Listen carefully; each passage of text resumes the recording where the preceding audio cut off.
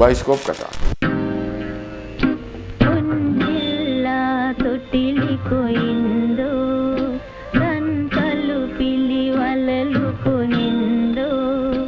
මොහු හොඳින් බලාගන්න. මිනිමරුම් මංකොල්ල කෑම් ආදී චෝදනා ගණනාවකට පොලිසියට මොහු වුවමනා කරයි. මොහු වර එක චණ්ඩියෙක්, වර එක සූරයෙක්, වර එක චෞරයෙක්.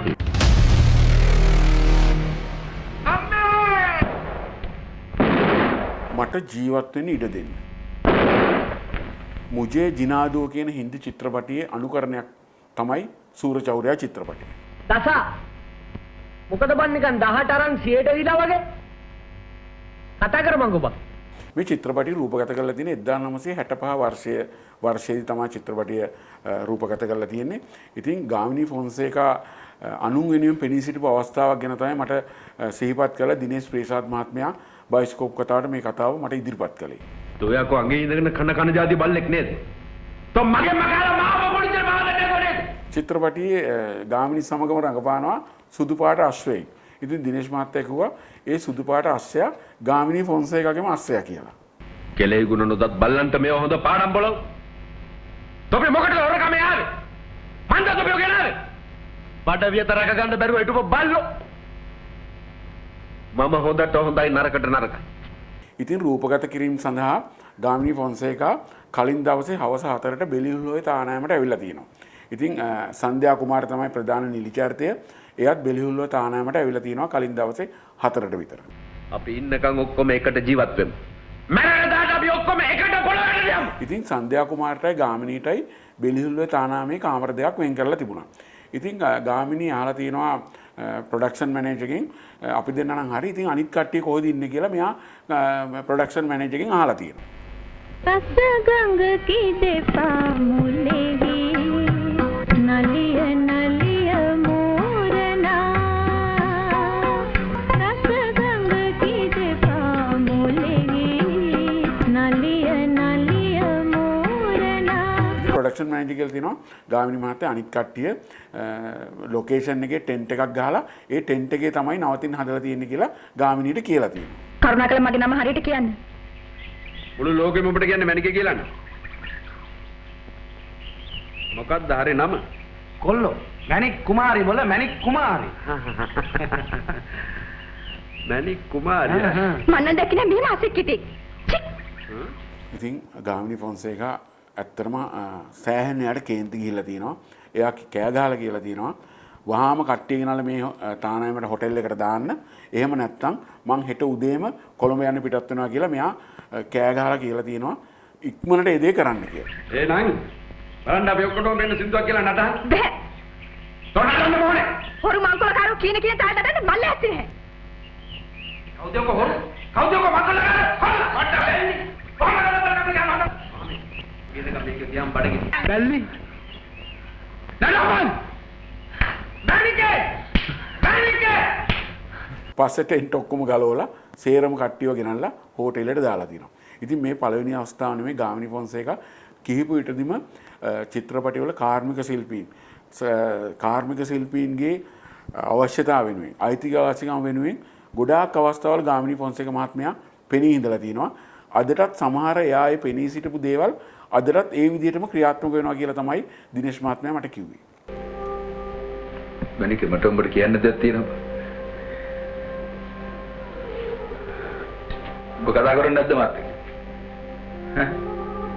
චිත්‍රපටයේ ගාමිණී ෆොන්සේකා, සන්ධ්‍යා කුමාරි, HD කුලතුංග, හියුගෝ ප්‍රනාන්දු, සේනාධීර රූපසිංහ වැනි ප්‍රවීණ නළු නිලියන් රැසක් චිත්‍රපටයේ රංගනයෙන් දායක වෙලා තියෙනවා. වරුන් මංකොල්ලක. ගෑණියෙක් නැද්ද මං? සරදියල්ටත් ගෑණියෙක් හිටන්නේ බා. සරදියට හොර ගෑනුයින් නැති. ආදරවන්ත භාර්යාවක් හිටියයි කියලා මං නම් හිතන්නේ. දෙබස්සා සියලුම ගීත රචනා කරලා තියෙන්නේ කරුණාරත්න අබේසේකර ශූරී. කැමරාව පී වාමනදේවන්, චිත්‍රාගාරයේ සියලුම චිත්‍රාගාර කටයුතු කරලා තියෙන්නේ විජය චිත්‍රාගාරයේ හැඳල. එහෙම නෙමෙයි බං. ඒකිට හොඳට සලකහන්. ඔබ කියන්නේ මට දනගාගෙන කියලා කතා කරන්න කියලා. අනේ මම මේ වීරා ගෑණියෙකුට දැක කවදා දෙවියෙකුට දනග ගෙවන්නේ නැහැ කියලා. මේ හපම් පුතේ. උඹට නම් කවදාවත් ඔය වැඩේ කරන්න හම්බෙන්නේ නැහැ. සුජාතා පෙරේරා ගායනා කරන ඔන්චිල්ලා තොටිලි කොයින්දෝ රන් සරුපිලි වලලු කොයින්දෝ කියන ගීතය අදටත් ඉතාම ජනප්‍රියයි. තුසිරෙන් සරුමල් සර පරදා නුවණින් ගණපති ලෙස සැමදා සිරුවන් වැඳ දෙවියන් පුදලා මිනිසුන් මැද මිනිසෙකු වීලා. චිත්‍රපට අධ්‍යක්ෂණය කරපු එස් මස්තාන් ගැන කිව්වොත් සිංහල චිත්‍රපට හදපු ඉන්දියානු අධ්‍යක්ෂකවරුන් අතරින් මෙරට පොදු ප්‍රේක්ෂකයන්ගේ ආදරේ වැඩියෙන්ම දිනෝ සිනමාකරු විදිහට තමයි මස්තාන් හඳුන්වලා තියෙන්නේ. හරි ෂෝක් වතුරනේ. අපි නාලමියන්. මේ වල කේල්මලක්ද? අපි ගෙදරම ගිහලා ජාලි පිට නාගන්නේමකෝ. යන්න. මේ පැත්තේ කුරුල්ලන්ගෙන් පිළිලා වගේ නේද? ඒ අපි කතාවද බඳපු හන්දා කුරුල්ල පොඩි බජාර් එකක් දාලා වෙන්නේ නැති. ඉතලියා කියනවා. ඕගේ ගොඩාක්ම නිර්මාණ ඉන්දියානු චිත්‍රපටවල අනුකරණ තමයි. ඒත් මෙරට පොදු ප්‍රේක්ෂකයාගේ ආදරේ දිනා ගන්න පුළුවන් විදිහට තමයි එයා අපිට ගැළපෙන විදිහට සිංහල සිනමාවට ගැළපෙන විදිහට තමයි ඒ හැම නිර්මාණයක්ම කරලා තියෙන්නේ. මුදලාලි පොඩ්ඩක් බෑලා හැට එනකො පොඩි රහසක් තියෙනවා කියන්නේ. සමුසේ කවුද මට වඩර කරා? එන්නේ නැත්තම් තව උස්සගෙන යන්න තමයි. මස්තාන් අධ්‍යක්ෂණයට පිවිසෙන්න කලින් ඉතාම දක්ෂ කැමරා ශිල්පියෙක්. ඔහු නිර්මාණය කරපු චිත්‍රපට අතරින් චිත්‍රපට 4කම ප්‍රධාන චරිත නිරූපණය කරේ ගාමිණී ෆොන්සේකා. මොනවද කොබේ? මොනවද මේවා? කොස්කොලද? මේ දාවද්දට හම්බෙච්ච සල්ලි. දෑවැත්ත මට මනමාලි උඹට ඒ වගේම ජෝ අබේවික්‍රමත් රඟපාලා තියෙනවා. විචාරකෝ කියලා තියෙනවා චිත්‍රපටි දෙමළ අනුකරණය වුණාට කිසිම දවසක ගාමිණී ජෝයි ඒ දෙමළ අනුකරණය වලට ලැබි වෙලා ඒ නළුවන්ගේ උරුව අරගෙන නෙමෙයි රඟපාලා තියෙන්නේ. ඒ දෙන්න රඟපාලා තියෙන්නේ සිංහල සිනමාවට උචිත විදිහට සිංහල විදිහට තමයි ඒගොල්ලෝ චරිත නිරූපණය කරලා තියෙන්නේ කියලා විචාරකෝ කියලා තියෙනවා. බොණ්ඩ මොනවාරි අරන් එන්න. අපිට මොකවත් උනේ නෑ. අපි දෙන්න එනකොට ටොනික් එකක් බිව්වා. ඒකට කමක් නෑ. ඒගොල්ලෝ ඒ අතු ටිකක් බම්. සූරචෞර්යා චිත්‍රපටියට කලින් යොදලා තියෙන නම තමයි සුවඳ මලයි විස කටුවයි කියන නම. නමුත් ඝනවල මොකක් හරි ප්‍රශ්නයක් නිසා සූරචෞර්යා කියලා පස්සේ යොදලා තියෙනවා. ඇත්තටම චිත්‍රපටියට ගැළපෙන නම තමයි සූරචෞර්යා. හොඳින් කියන්නම් කලයන් හොඳින් කියන්නම් මෙතනයි බේබී මොකද කරන්නේ මට නාගන්නට හොඳින් කියන්නම් කලයන් හොඳින් කියන්නම් පලයන් චිත්‍රපටියේ මියුරු ගීත 6ක් ඇතුළත් වෙලා තිනවා. ඒ ගීත අදටත් ජනප්‍රියයි. හොඳින් කියන්නම් එන්න හොඳින් කියන්න. කොබීර ඉරණතුවට මං මාමේ මොන කන හිරියාවක්ද මන් දන්නේ මේ අකා. චිත්‍රපටියේ ගාමිණී ෆොන්සේකාගේ චරිතේ නම තමයි වීරා.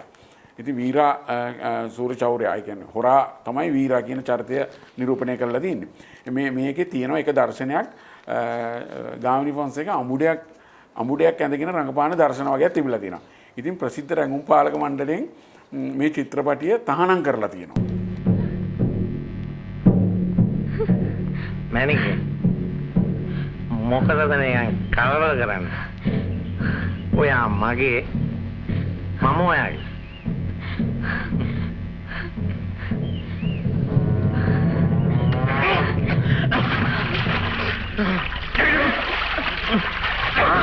ඉතින් ඒක ඒ කාලේ ගත්ත හාස්‍ය ජනක සිදුවීමක් විදිහට තමයි හැමෝම සැලකලා තියෙන්නේ. කොහොම හරි තහනමින් මිදලා චිත්‍රපටිය ඊටාම සාර්ථක විදිහට තිරගත වුණා. ඔය මට ආදරයක් තියෙනවා නම් වෙඩි තියන්න එපා. ඔය මිනි මරව කියන දකින්න මං කැමති නෑ. මං ජීවිතේටම ඔයාගෙන් ඉල්ලන්නේ එකම ඉල්ලීම. ඒක අහක දාන්න එපා. අන්තිමටම කොහොම හරි තහනමින් මිදලා ගාමිණී ෆොන්සේකාගේ අඹුඩෙත් එක්කම රඟපෑවා. පපුව කොපිය දාගෙන කතා කරන කපුව જાතියක් නෙමෙයි මාමේ අපි. මම බිසෝ පැත්තටයි කතා කරන්නේ. පැත්තට. බිසෝ කොයි පැත්තටද? බිසෝ වෙනුවෙන් කතා කරුවයි කියලා කිව්වේ. 167 වෙනි චිත්‍රපටි විදිහට සූරචෞර්යා ඉතිහාසගත වෙනවා. චිත්‍රපටය 1967 දෙසැම්බර් මාසේ 21 වෙනිදා තමයි පළමු වරට තිරගත වෙලා තියෙන්නේ. ආදායම් වාර්තා අතින් ඉතාම සාර්ථකව මේ චිත්‍රපටිය තිරගත වෙලා තිනවා. අද මේ කාලේ තිරගත කළත් මේ චිත්‍රපටය ජනප්‍රිය වෙයි. කොයි තරම් ලස්සනද මාමි. යමන්කෝ තව ලස්සන දේවල් ඉස්සරහට තියෙන්නේ. මගේ සූර චෞර්ය ඔයා තමයි මගේ වීරය මගේ ප්‍රේම කුරුල්ල සුදා මානිය බලන්න ටික බයිස්කෝප් කතා සිනමාවට ලැබි ඔබ සඳහාමයි. ඉතින් තවත් ලස්සන බයිස්කෝප් කතාවකින් ළඟදීම අපි ඔබ හමුවට එනවා. එතකන් අපි සමග දිගටම රැඳී සිටින්න. අපිට ලයික් කරන්න, සබ්ස්ක්‍රයිබ් කරන්න, බෙල් අයිකන් එක ක්ලික් කරන්න. මම ඔබට කතා කරපු ජයරත්න ගලගෙදර. බොහොම ස්තුතියි. හිටියොත් හොඳට හැදී දෙවියොත් නම